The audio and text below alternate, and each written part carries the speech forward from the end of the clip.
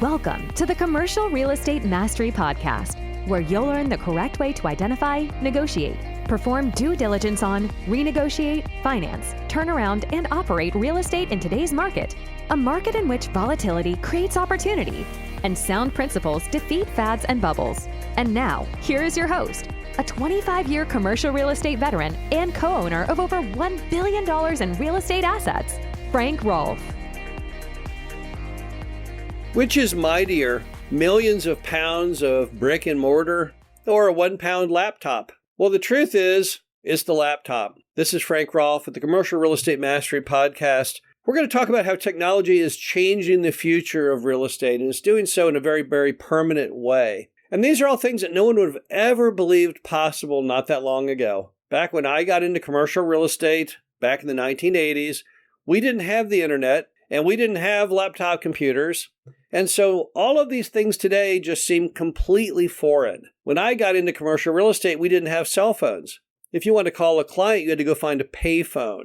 It was a whole different world back then. So what in the world is technology doing to brick and mortar real estate? How in the world can a 1-pound laptop bring down an empire of stick-built structures? Well, of course, there are some easy observations of how technology has had such an impact. Obviously, the computer has brought forth remote work. It really got hit with a turbocharger during COVID, of course. And now that many people work remotely, the one thing they don't need is office space. On top of that, with AI, we have the need for fewer workers. Again, what does that do? It means you don't need office space. So across America, office buildings have all become, for the most part, white elephants. In St. Louis, the nearest major city to where I live, downtown office occupancy, unless it's changed recently, is below 50%. There's no way those buildings can ever be profitable. There's no way they can ever get their loans renewed at 50% occupancy. So in that way, technology brought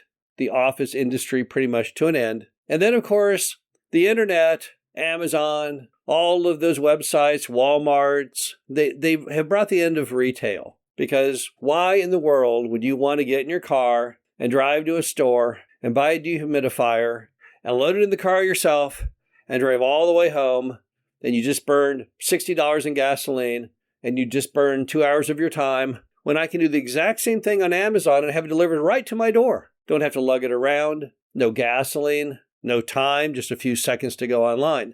And we all shop like that today. Initially, it was young people. Today, even baby boomers, octogenarians are all using the internet to buy things. And what do you see as a result? You see lots of vacancy in retail. A lot of shopping centers where there's, in some shopping centers in America, half of all the stores are empty with the lights turned off. Even in strip shopping centers, it's not uncommon to see a strip shopping center with, 5 tenants, of which 2 of the 5 are gone. So the internet has just ruined retail. And then, of course, things like Zoom have ruined the hotel business. I know people say, well, no, wait, I know people who are still going on vacations. That's not where hotels make the money. Hotels make their real money through business conventions, things like that, because they make a lot of their money through concessions of food and drinks, and those business things are where they make the money. When you stay at the hotel, you're not staying in the ballroom. You're not eating in the restaurant typically if you're a tourist. And the problem is that between Zoom and these other online abilities for people to interface,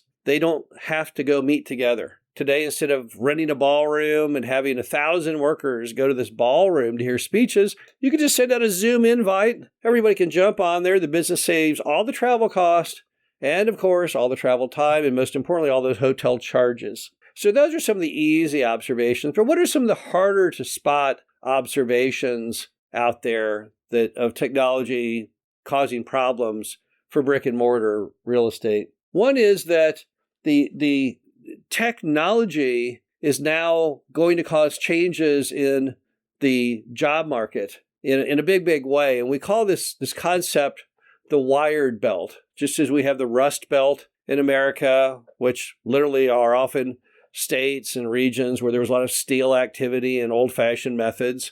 And that became known as the rust belt. That was an expression that went back to the 1970s, 1980s. There's a new expression now called the wired belt, because there's about 10 million jobs they believe AI is going to eliminate. But of those 10 million jobs, 40% are only in the top 10 locations of the wired belt. Cities like San Jose, California, Palo Alto, California, Dallas, Texas. These are all at-risk wired belt markets in which a lot of the technology jobs that bolstered those areas are going to be lost now to AI. So it boomed, it blimped up with technology jobs, and then it just takes them all away. It just yanks the rug out from under people. So that's something that technology is going to be creating. It's happening right now that people really just never anticipated. In some ways, the people doing all that programming in some of those places like San Jose, California, didn't realize it was kind of digging their own grave when they were coding in all of this AI, but that's how it's worked out. Also, AI itself has created a new hot real estate niche. So this is one case in which technology is actually bolstering brick and mortar, and those, of course, are data centers. These data centers are enormous. They're typically 1 million square feet, even larger. They use huge amounts of electricity and huge amounts of water to cool them. And a lot of cities are declaring war on them. Just recently, Kathy Hochul in New York has put a moratorium on building new data centers in the state of New York. It's probably a bit of overkill if she would do that, maybe just trying to grab headlines. But there's no question that people don't really fully understand. They have not unlocked the byproducts of these giant data center facilities, oftentimes bigger than a regional shopping mall. But again, AI created those.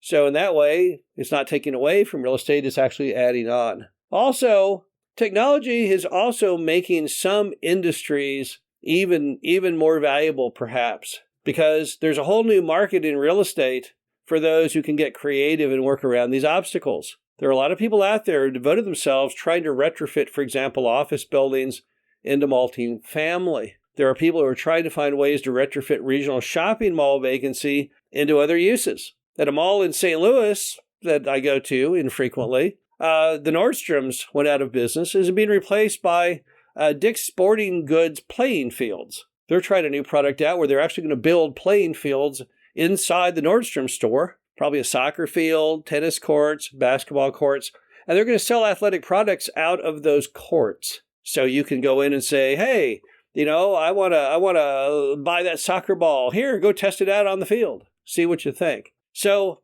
anytime you have problems happen in any industry, there are those who suddenly come up with creative solutions. And that's kind of where we're at in many different facets of real estate today is there's a broken playing field. Now, some people will tell you a broken playing field is a wonderful thing. William Kaiser, the steel industrialist, once said that problems are only opportunities in work clothes. Okay, that makes sense. So if you like to come up with solutions, if you got a good creative mind, this is a really good time to utilize it. Because a lot of times when we have these things that break apart, who it really impacts are those who already own these things. But people who are not burdened with ownership, who are on the outside looking in, they can often see these creative solutions that others have not and take the ball and run with it. Real estate has always been an arena where creativity has abounded. But in modern times, it's accelerated. There was no such thing as Airbnb, not that many years ago. Didn't exist. And then some people saw a way to harness technology in a new and creative way to build a whole new real estate asset class.